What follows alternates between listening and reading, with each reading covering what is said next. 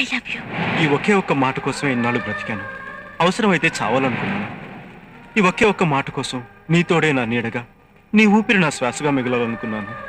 కానీ ఈ ఒకే ఒక్క మాట కోసం ఈరోజు సర్వస్వాన్ని కోల్పోయి అనాథగా మిగిలిపోయాను.